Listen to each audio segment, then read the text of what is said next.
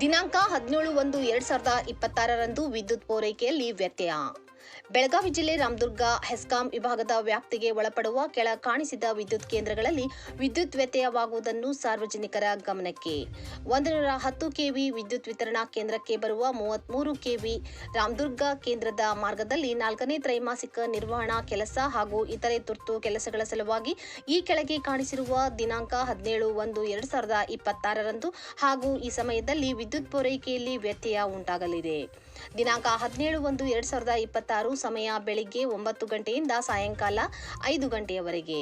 33 KV F123 Ramdurg, Salapura, Mudenur, Sunnal, ಗುಣಗನೂರು, Obulapuram, Halagatti, ರಂಕಲಕೊಪ್ಪ, ನೇಕಾರಪೇಟ, ಚಿಲಮೂರ, Kolachi, Maganur ಈ ವಿದ್ಯುತ್ ಕೇಂದ್ರದ ಮೇಲೆ ಬರುವ ಗ್ರಾಮಗಳ ಎಲ್ಲ ಗ್ರಾಹಕರಿಗೆ ವಿದ್ಯುತ್ ಪೂರೈಕೆಯಲ್ಲಿ ವ್ಯತ್ಯಯವಾಗುತ್ತದೆ. ವಿದ್ಯುತ್ ಪೂರೈಕೆಯಲ್ಲಿ ಸುವ್ಯವಸ್ಥೆ ಕಾಯ್ದುಕೊಳ್ಳುವುದಕ್ಕಾಗಿ ನಿರ್ವಹಣಾ ಕೆಲಸಗಳನ್ನು ಕೈಗೊಳ್ಳುತ್ತಿರುವ ಈ ಸಂದರ್ಭದಲ್ಲಿ ಉಂಟಾಗುವ ವಿದ್ಯುತ್ ವ್ಯತ್ಯಯಕ್ಕೆ ಸಾರ್ವಜನಿಕರು ಹಾಗೂ ಗ್ರಾಹಕರು ಹುಬ್ಬಳ್ಳಿ ವಿದ್ಯುತ್ ಸರಬರಾಜು ಕಂಪನಿ ನಿಗಮದೊಂದಿಗೆ ಸಹಕರಿಸುವಂತೆ ವಿನಂತಿಸಿಕೊಂಡಿದ್ದಾರೆ.